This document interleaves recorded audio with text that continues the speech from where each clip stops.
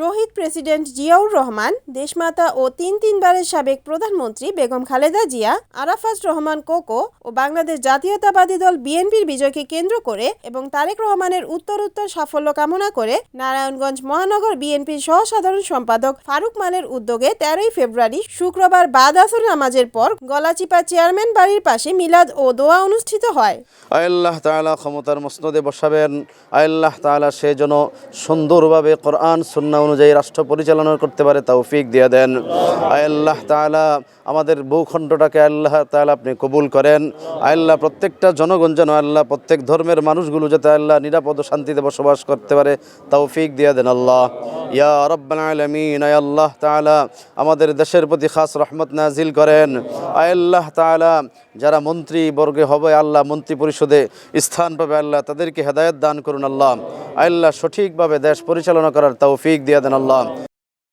মিলাদ ও দোয়া মাহফিলে উপস্থিত ছিলেন নারায়ণগঞ্জ জেলা আইনজীবী সাধারণ সম্পাদক ও নারায়ণগঞ্জ সদরের বিএনপি সাধারণ সম্পাদক মোহাম্মদ আনোয়ার প্রধান, এ কে মান্নান পটু। দোয়া ও মাহফিল আয়োজনে ছিলেন ছাত্রদল নেতা তুরাক মাল, অনিক হোসেন, মহিউদ্দিন। এ সময় আরও উপস্থিত ছিলেন এলাকার গণ্যমান্য ব্যক্তিবর্গ ও নারায়ণগঞ্জ জেলা সদর মহানগর বিএনপির সংগঠন সহ অন্যান্য নেতৃবৃন্দ। আল্লাহর অশেষ রহমত, বাংলাদেশের মানুষের আশা আকাঙ্ক্ষার প্রতীক দেশনেত্রী বেগম খালেদা জিয়ার দল জাতীয়তাবাদী দল বিএনপি তার নিরঙ্কুশ সংখ্যাগরিষ্ঠতা অর্জন করেছে। এলাকা আমাদের, সংস্কার আমাদের করতে হবে। এখানে বসবাস করতে হলে যেগুলো সমস্যা থাকবে, যেগুলো চ্যালেঞ্জ থাকবে এগুলো আমাদেরকে মোকাবেলা করতে হবে। আমরা যদি না করি আমাদের সন্তানরা বিপদগামী হবে।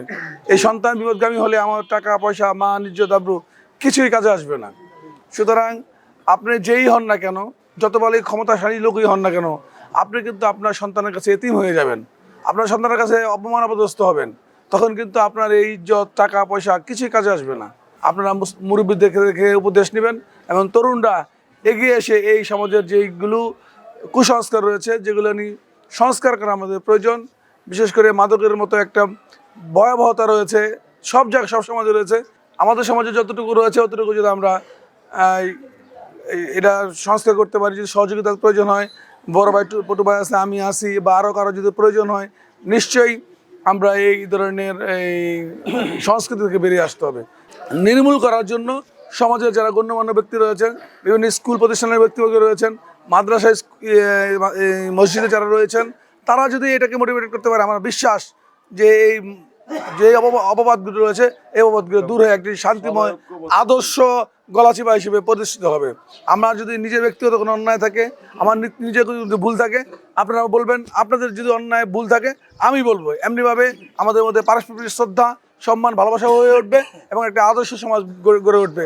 কোনো প্রশাসন লাগবে না, কোনো মুরব্বী লাগবে না, আমরাই আমাদের সমাজকে নির্মাণ করতে পারবো। নির্বাচন শেষ, আমাদের মধ্যে দলাদলি শেষ। নির্বাচন আসলে একে অপরের প্রতি প্রতিদ্বন্দ্বিতামূলক কোনো বক্তব্য থাকে, কথা থাকে, বলছি। এখন তার প্রতিদ্বন্দ্বিতা নাই, এখন তার প্রতিযোগিতা নাই। এখন হলে প্রতিযোগিতা হচ্ছে আমি আর যেহেতু একটু সুবিধা পেয়েছি, আপনার কোনটা প্রয়োজন, আপনার যেটা দরকার এটা আমার মাধ্যমে আপনারা নেবেন, আবার আমার যখন দরকার হবে আপনাদের মাধ্যমে আমি নিব। এই তো বিষয়টা। এখানে দলাদলি করি, প্রতিযোগিতা করি, প্রতিহিংসা না করি। আমরা প্রতিযোগিতা থাকবো, আমরা যাতে প্রতিহিংসায় না থাকি, আমরা একেবারে ভাই হিসেবে থাকবো, এলাকার সমাজের নগণ্য কর্মী হিসেবে বেঁচে থাকবো। আমরা আগামী দিনের পথ চলা হোক একত্রিত আদর্শ গ্রাম গঠনে, বড় ছোট সকলকে নিয়ে আমি এই আহ্বান জানাবো, সবাই মিলেমিশে থাকেন। আর পটু ভাইকে নিবেদন করবো ব্যক্তিগতভাবে আমার পক্ষ থেকে, যে ছাত্র যারা আছে, যারা নিয়ে মাত্র ইন্টারমিডিয়েট পড়ে, ওদেরকে আপনি কাছে নেন, ডাইকা নেন। এই ছেলেগুলাই কিন্তু আগামী দিনের বড় নেতা হবে, এমপি হবে, মন্ত্রী হবে, ডিসি হবে, এসপি হবে, পুলিশ হবে, জজ, ম্যাজিস্ট্রেট তারাই হবে। তারা যদি আপনাকে হাতে রাখতে পারেন, তারা একদিন যদি বড় কোনো জায়গায় যায়, তাহলে এই সমাজটা গঠনে তাদের সবচেয়ে বেশি ভূমিকা থাকবে এবং তারা এক নিমিষেই আপনার বড় বড় সমস্যাগুলো শেষ করে দিতে পারবে। দেশনেত্রী বেগম খালেদার জন্য দোয়া প্রার্থনা করছি, জিয়া পরিবারের জন্য দোয়া প্রার্থনা করছি এবং এই এলাকা যারা মৃত্যুবরণ করেছেন তারা যাতে আল্লাহর সর্বোচ্চ মাকাম জান্নাতুল ফেরদাউস নসিব করে, সকলকে আল্লাহ যাতে রহমত নাজির করে, আমরা সকলে মিলেমিশে থাকতে, একেবারে মিলেমিশে ভাই হিসেবে থাকতে এই বসবাস করতে পারি, সে আশা এবং প্রত্যাশা ব্যক্ত করে আগামী দিনের পথ চলা মসৃণ হোক, আদর্শ সমাজ গঠনে আমাদের সবাই ভূমিকা রাখি, সে প্রত্যাশা ব্যক্ত করে আমার বক্তব্য শেষ করছি। রিপোর্ট সুমন ইসলাম, NAN TV, নারায়ণগঞ্জ।